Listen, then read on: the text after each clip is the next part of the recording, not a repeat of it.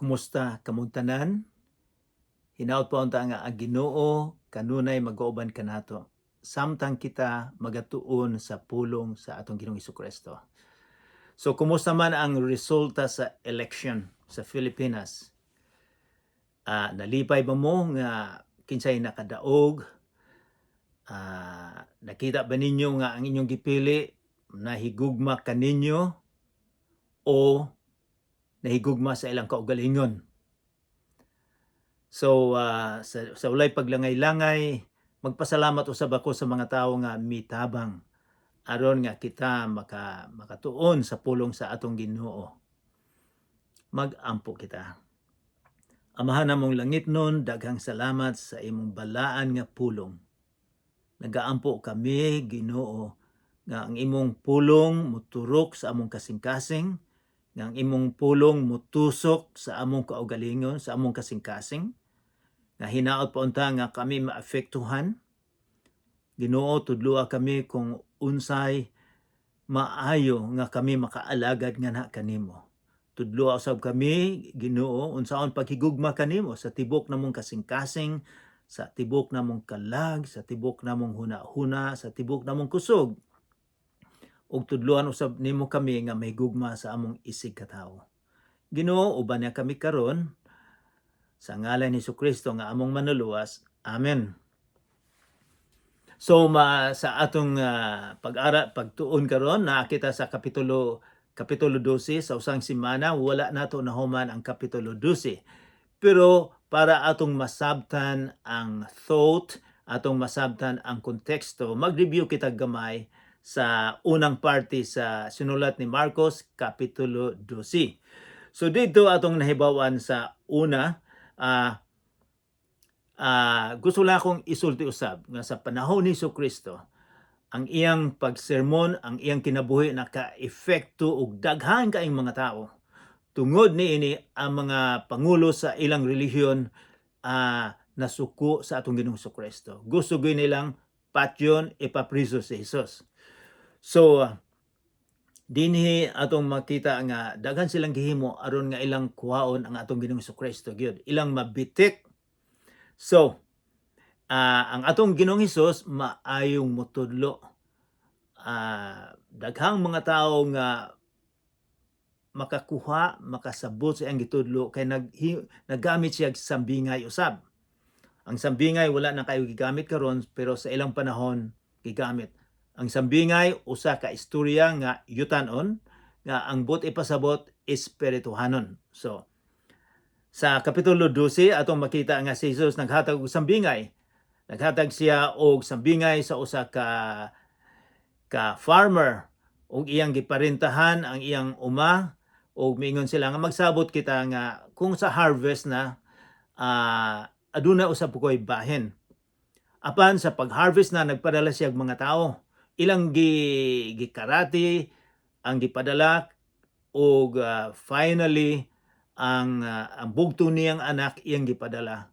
Ug ang mga saop gipatay nila ang bugto niyang anak. So ang buot ipasabot ni Jesus nga kining mga reliyosong pangulo, ang mga propeta ilang gipatay hangtod nga ang bugto nga anak mao si Jesus ilang gipatay. Ila usab nga patyon. So dinhi nakasabot ang mga Hudiyo, mga leadership nila nga sila ang gipasabot. So mao na sambingay may tungod sa saop nga parasan. And then sa versikulo 13 usab atong gitun-an mahitungod sa pagbayad og buhis. So naay grupo nila sa ilang reliyon usab nga gustong bitkon si Jesus. Ilang giadto si Jesus, kini sila mga Fariseo, kini sila mga tawhana, mga reliyoso kaayo. Pero ang ilang kasing-kasing wala, empty, walay sulod, maayo lang sa guwa, maayo lang pakitang tao. So gusto nilang bitkon si Jesus. Nga di gyud makaiskapo na si Jesus nga ilang ipapreso. Mingon siya, kinahanglan bang magbayad ta? O magbayad ta og buhis sa mga Romano? Or dili? So gusto nila mga bitkon kay kung moingon si Jesus nga dili magbayad ta, i-report nila si Jesus sa mga Romano. O kung si Jesus moingon nga dili ta magbayad ta, masuko usab ang mga tao niya. Kay usahay ang mga Romano god daghan taas kaayo ang ilang mga buhis. So nagrebuildi gani sila. So bisag unsa himo ni Jesus sa ilang paglantaw nga mabitik na nila si Jesus. O unsa may gihimo sa atong Ginoong Kristo? Miingon siya, hatagan nimo ko og kwarta. So nagamit na ako'y mao na usa sa kwarta na mo diri sa Canada. Naong sa among reyna, ang reyna sa England, amo usab nga reyna diri. Karon hari na usab og kiri maunay sa sulod sa likod. So miingon si Jesus, hatagan nimo ko og kwarta. Then nangutana si Jesus, kinsa may nasa naong dinha? Miingon sila, ang emperador sa Roma. Miingon si Jesus, nan, ihatag ninyo sa emperador ang iyaha. O ihatag usab ninyo sa Ginoo ang iyaha. So, wala nila nabitik ang atong Ginoong Kristo. And then, dunay midol sila kaniya.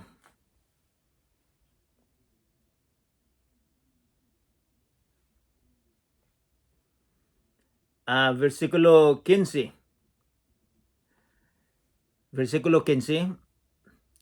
Apan nakasabot si Jesus sa ilang tuyo, pagbitik kaniya, busan nangutana siya, nganong nanunguha man kamo sa pagbitik kanako? Mingon siya, dadi akog salapi kay akong tan-awon. Busa gidad-an ni siya nila og salapi og nangutana si Jesus kanila, kinsa man kining naong sa ngalan nga gisukit niini. Iyon sila sa emperador. Ito ang famous nga igsulti ni Jesus, kung mao kana, ihatag ninyo ngadto sa emperador ang iyaha, o ngadto sa Dios ang iya sa Dios. Og nahibulong kaayo sila kaniya. Mingon si Jesus, ihatag ninyo para sa emperador. Kay ang buhis makatabang nato kanato na. Og ihatag usab sa Ginoo ang iyaha. So si Jesus nagtudlo usab nga kita gipanalanginan ato usab nga ihatag sa Ginoo ang atong ubang parte sa atong income. Ang gibless sa Panginoon sa Ginoo dili lang day sa ato na nga atong kumkumon, kundili atong ihatag sa Ginoo aron makatabang sa mga pobre. Mo nay giingon ni Jesus. So og nahibulong sila. After that, kining mga tawhana wala na nangutana ni Jesus. And then, aduna po usa ka grupo sa mga tao nga gustong bitkon ang atong Ginoong Kristo. Sa versikulo 18, miduol sila. Kay kini sila mga grupo gusto ginilang kuhaon ang atong Ginoong Kristo. Apan kinipila na lang ni kaadlaw nga si Jesus ilansang sa cross. So, versikulo 18. Unsa may mga Sadusiyo nga unya may mga Sadusiyo nga midol kang Hesus. Unsa man kinsa maning mga Sadusiyo? Kini sila usani sila ka grupo sa panahon ni Hesus nga mga powerful usab ni sila sa ilang kongreso. Apan kini sila dili motuo nga adunay kinabuhing walay katapusan. Ang ilang pagtuo lamang nga kining kinabuhi karon mao lang ni. Mao na ilang prinsipyo nga kinahanglan nga maglipay karon, maglipay unsay imong himuon basta malipay ka. Gusto ko lang mag-inom, mag-party-party. Kung asa ka paingon, basta gasto lang mo palit ka gwapo kayong sakyanan o unsay himuon sa imong kwarta. Walay pakialam kay tungod kay mamatay, pagkamatay, wala na may kinabuhi.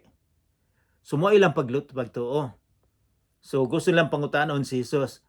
Aduna bay kinabuhi nga walay katapusan.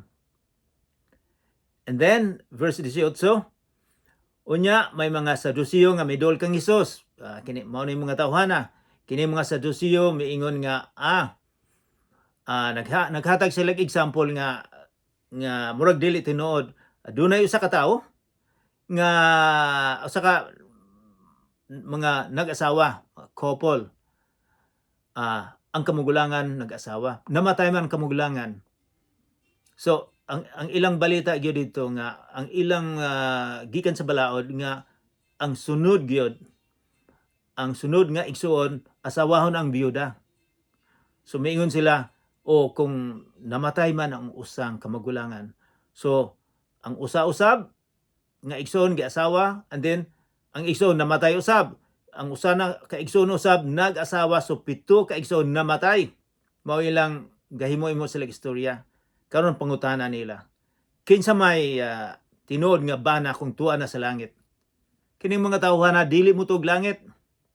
Mingon si Jesus kanila, ang wala na mag-asawa dito. Kamo nasayop mo, adunay kinabuhi nga walay katapusan. So sa review nato na. And then moadto na ta sa atong leksyon karon, kapitulo 12 bersikulo 28. So taas-taas ang atong review. And then versikulo 28, basahon nato. Ang labing mahinungdanong sugo. So importante kay nato ni unsa may pinaka-importante nga sugo gyud sa Ginoo. Moingon bang Ginoo nga magpamembro ka sa relihiyon, magpa-baptize ka or bisag sige ba kang moadto sa simbahan, unsa may pinaka-importante nga sugo? Importante na sa imuha ug sa ako. Basahon natong versikulo 28. Unya, dito'y usa ka magtutudlo sa balaod. Kini sila mga eksperto ni. Nga nakabati sa mga paglalis nila. Nakita niya nga maayo ang pagtubag ni Jesus sa mga Saduceo. Busa miduol siya kaniya og nangutana. Unsa mang sugua ang labing mahinungdanon sa tanan? Sila go dito nagsugod og sa panahon ni Moses naghatag og 10 ka sugo og naapay uban nga gisugod ni Moses apan pagkahuman sa pila ka gatus ka tuig ang 10 ka sugo nahimo ng 613 nga balaod nagdaghan na. So may sila sa kadaghan unsa may pinaka-importante? Mao ni tubag ni Jesus. Versikulo 29. Mitubag si Jesus, mao kini ang labing mahinungdanong sugo. Pamati Israel, ang Ginoo nga atong Dios mao ra gayud ang Ginoo. Then mingon sa versikulo 30, mingon kinahanglan nga higugmaon mo ang Ginoo nga imong Dios sa tibuok mong kasing-kasing, sa tibuok mong kalag, sa tibuok mong salabutan ug sa tibuok mong kusog. Maunay kining giingon ni Jesus gikutlo niya ni sa Deuteronomy. Gikutol niya sa karaan nga tugon. Kay mauni ampo nila sa mga Hudiyo sa usa ka adlaw kaduha nila ni iampo bisan karon ila ning iampo. So naghimo ko mao ni giingon nga Shema nila Shema sa original paminaw mo. So famous ning Shema. So mao ni giingon dito higugmaa ang imong Ginoo sa tibuok ninyong kasing-kasing, kalag ug kusog. Di na gikutlo ni Jesus ang iyang gitubag karon. Apan iya ning gidungagan ni Jesus sa versikulo 31. Higugmaa ang imong isig katao sama sa imong kaugalingon. Wala na'y sugo nga labi pang mahinungdanon kay niining duha. Gikan ni sa pulong ni Jesus. Ang una, higugmaon ang Dios. Higugmaog sa tibuok mong kasing-kasing, sa kalag ug sa kusog. Ako, wala pa na ako. Layo pa ako kaayo ni ini. Wala gyud na ako higugma ang Dios sa tibuok na akong kasing-kasing. Mao ni usa sa akong pagampo nga ako siyang higugmaon. Ang ikaduha na gisugo niya nga higugmaon ang isig katao. Kulang usab pa ako gusto niini. So kinahanglan usab ko nga mag-ampo nga akong higugmaon sa tibuok na akong kasing-kasing, sa tibuok na akong kalag, sa tibuok na akong kusog ang isig katawo. Naabay nakasunod niini. Pero mao ni atong goal. Mao ni gisugo sa atong Ginoong Kristo. Wala siya moingon, magpamiyembro ka sa karelihiyon. Magsimba ka sigig. Apan moingon siya, higugma ang Ginoo. Sa tibuok yung kasing-kasing. Nganuman nga mao ni pinakaimportante ang gugma. Sis ang amahan na higugma kanato. Iyang gipadala ang iyang bugtong nga anak. Nagsakripisyo aron nga si Jesus magsakripisyo dina sa cross. Kay ikaw ako, dili kita malimpyuhan sa atong sala. Ang dugo lang sa atong Ginoong Kristo. Wala na'y laing tao nga makapilimpyo. Kay si Jesus lamang ang walay sala. Kay balo ko na ay mga daghang mga tao nga kunwari kunuhay magpalansang sila sa cross. Apan kini blasphemy. Wala na'y laing ug wala na'y usab nga maghimo niini kay kumpleto ang gihimo sa atong Ginoong Kristo. So tungod sa dakong gugma, mingon si Jesus, higugmaan nimo ang Ginoo sa tibok ng kasing-kasing.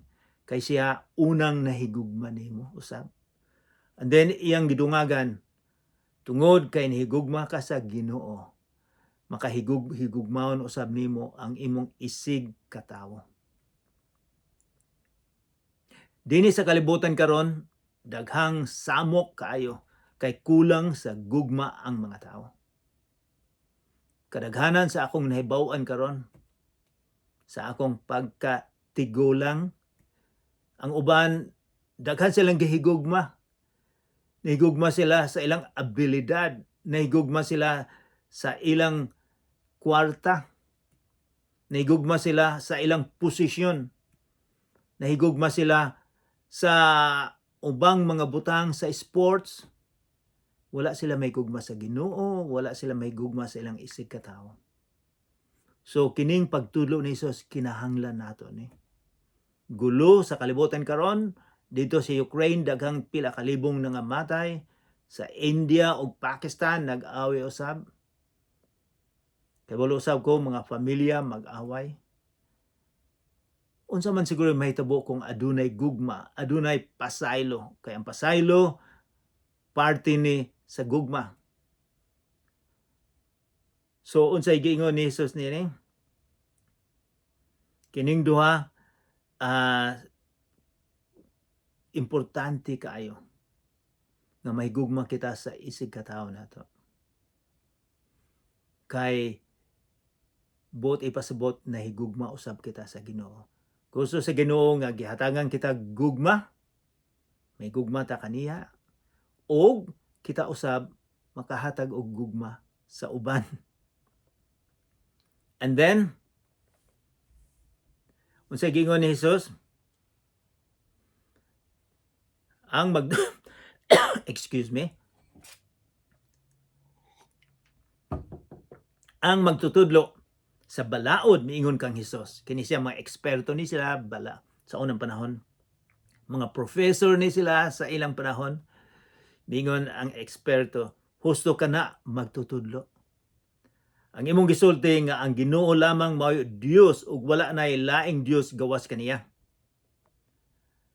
Busa ang tao kinahanglan mahigugma sa Dios sa tibok niyang kasing-kasing, sa tibok niyang salabutan, sa tibok niyang kusog, o kinahanglan mahigugmaon niya ang iyang isig katawo sama sa iyang kaugalingon. Kung imong gihigugma imong kaugalingon, imo usab nga higugmaon ang isig katawo. Mas maayo ang pagtuman ni ining duha kasugo kaysa pagdala og mga mananap nga sunugon ibabaw sa halaran o sa paghatag og ubang mga halad ngadto sa Dios. So, kining mga tawhana sa panahon ni Jesus, maghalad sila dina sa ilang templo. Mag-ihalad nila ang karnero, baka, kanding.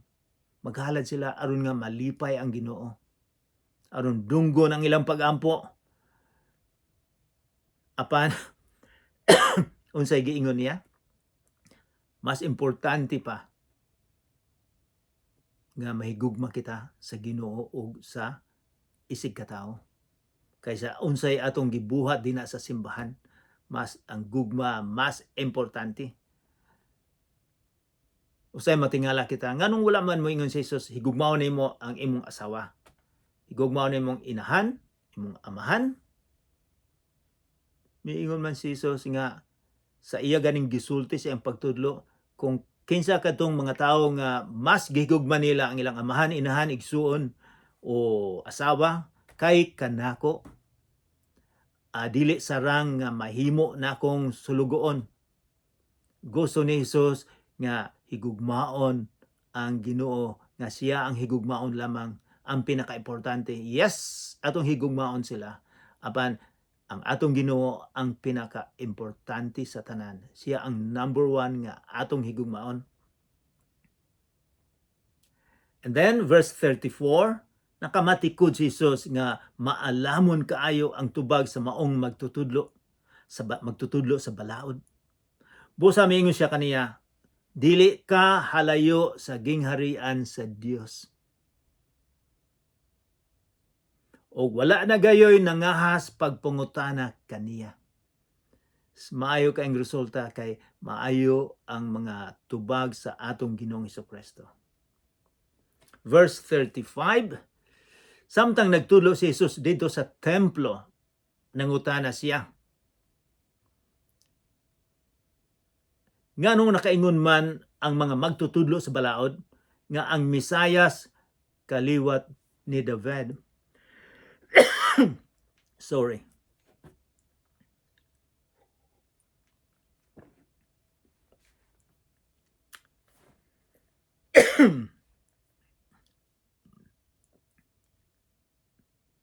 Verse 36, si David dinasig sa Espiritu Santo. Miingon sa salmo ni, ang Ginoo miingon kanako. Ang Ginoo miingon sa akong Ginoo, lingkod diri sa akong tuo, hangtod nga himuon kong tumbanan mo ang imong mga kaaway. Unsa may bot ipasabot niini? Ato ning explicar unsay giingon ni Jesus. Miingon siya, si David dinasig sa Espiritu Santo, nasudlan siya sa Espiritu Santo. Miingon nga ang Ginoo miingon sa akong Ginoo. So, si Haring David, miingon siya, ang akong Ginoo, ang Ginoo, miingon sa akong Ginoo. Sa original na, miingon nga si Yahweh, miingon sa ni Adonai. Mao na mga original nga translation. Miingon nga lingkod diri sa akong tuo, hangtod nga himuon kong tumbanan mo ang imong mga kaaway. Ang buti pasabot nga dili si David, si Haring David nga ang Misaya gikan niya sa Espirituhanon. Ang buti pasabot ni Jesus nga ang Misaya Ginoo usab, ang Misaya Ginoo usa lang atong Ginoo, apan tulo ka persona. Dini atong makita ang pagkapersona. Ang Amahan nagpadala sa Anak, og ang Espiritu Santo mao'y makasulod sa atong kasing-kasing. Dini ato ganing makita nga si David dinasig sa Espiritu Santo. So, ang buti nga pasabot nga ang Misaya, ang manluluwas, ang dinihugan, kanang manluluwas, dili gyud gikan ni Haring David, kundi pinadala sa Amahan. Iyang giingnan si Adonai, si Jesus Ginoo. Ang buti pasabot ani si Jesus ang manluluwas.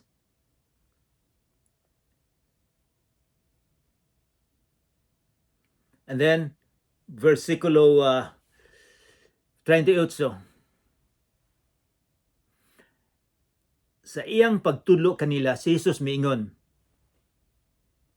pagbantay kamo sa mga magtutudlo sa balaod, nga gustong magsuroy-suroy nga magsulob og mga tag-as ng mga bisti o buot nga yukbuan sukad sa mga merkado. Magpili sila, verse 39, magpili sila sa mga linaing lingkuranan, sulod sa mga sinagoga o sa mga labing maayong dapit sa kumbira. Gilupigan nila ang mga byuda o gisakmit ang ilang mga katigayunan ug unya nagpasundayag og tag-as nga mga pag-ampo atubangan sa mga tao. Makalilisan gayud ang silot nga ilang madawat. Si Jesus miingon, pag-amping kamo nga kining mga tawhana maayo lang magpakitang tao, maayong gwapo kayong sinina, taas ang sinina para respetaan sila. Muadto sa merkado, gustong magsabing hi sir o kung unsa pa ng uban, and then magsuroy-suroy day sila, and then magampo, pakitang tao nga sila relihiyoso. Min sila makalilisan gayud ang ilang madawat. So, mingon sila, kini mga tawhan na maayo lang ni sila sa guwa, pero sa ilang kasing-kasing walay gugma sa Ginoo. Puro lang pagpakitang tao. Nakakita ba mo mga pangulo sa mga relihiyon nga maayo lang, wala ta makahibalo, pero maayo lang na magpakita, maayong musulti, apan sa kasing-kasing wala di ay. Sumingon si Jesus, pag-amping ka mo. Dili lang ni sa panahon sa atong Ginoong Kristo kiniusab para sa imuha o para sa ako nga mag-amping kita. And then, verse 41. Samtang naglingkod si Jesus sa atubangan sa panudanan sa templo. So, dito sa templo sa unang panahon, adunay usa ka kwarto nga ang mga tao muadto dito muhatag og hinabang para sa mga pobre. So dito si Jesus ug ang iyang mga disipulo naglantaw. Naglantaw sa mga taong gahatag. So mao na 'yung sitwasyon. Samtang naglingkod si Jesus atubangan sa panudalan sa templo, naniid siya sa mga tao nga naghulog dito sa ilang mga halad.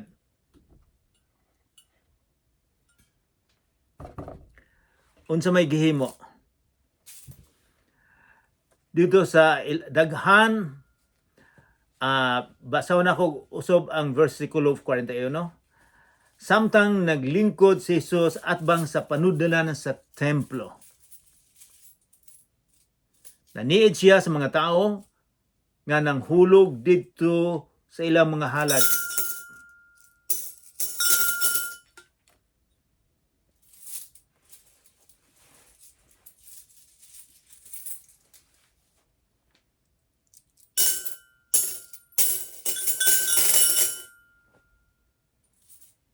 Mao na gihimo nila daghan siguro daghang gihatag sa mga tao. Daghang mga dato ang nanghulog og daghang kwarta. Siguro daghang makadungog gipakita gyud nila nga daghan ang kwarta nga akong gihatag. Unya miduol sa hulganan sa halad ang usa ka biyudang kabos, biyuda pa, kabos pa, og naghulog og duha ka gagmayng salapi nga tumbaga. Buti kini ang buti pasabot na sila kwarta dito nga katunga sa usa ka dako. So ang iyang gihatag katunga sa usa ka dako. Mao iyang pinakakatapusan nga kwarta iyang gihatag. Verse 43, gitawag ni Jesus ang iyang mga tinun-an og giingnan. Sultihan ko kamo nga ang gihulog niining kabos nga biyuda labaw kaysa gipanghulog sa uban. Kay ang gihulog sa uban sobra sa ilang bahandi, murag pinisik lang. Apan bisan sa kakabos sa biyuda Mihatag siya sa tanan nga iya. Ang tanan niyang kwarta iyang gihatag. Gihatag niya ang tanan nga iyang gisaligan aron mabuhi. Unsa may gihimo sa byuda? Unsa may gihimo sa dato kaayo? Unsa may mga prinsipyo nga gitudlo ni Hesus? Kay para ni sa akoa, para ni sa inyo usab. Para sa atong tanan nga gustong mosunod ni Hesus. Dili ay importante ang pinakadako nga imong gihatag. Kung dili, unsa kadako sa imong sakripisyo sa imong gihatag. Ang dato, wala siya nag-sacrifice. Ang pobre nga byuda, iyang gihatag ang tanan. Aron nga ang tanan niya, hain man siya sa atong malantaw din sa iyang paghatag, hain man siya musalig sa iyang panalangin. Misalig siya sa Ginoo nga mao'y motabang kay iyang gihigugma ang isig, ang una iyang gihigugma ang Ginoo, and then iyang gihigugma ang isig katao kay kining gihala dinha para sa mga pobre na. Siya unta moingon nga pobre ko, dili ko mohatag kay kanang ihatag para sa mga pobre naman ko. Apan siya ang iyang pinakakatapusang kwarta, iyang gihatag. So, atong malantaw ang prinsipyo sa paghatag. Dili tungod kay daghang kayong gihatag nato, kundili unsa ka sakripisyo. Mihatag kining byuda kay sa unang panahon ang byuda pobre kaayo na. Walay bahin.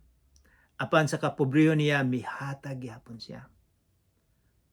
Mao nay giingon nga ang gugma niya sa tibuok niyang kasing-kasing, sa tibuok niyang kusog iyang gihatag.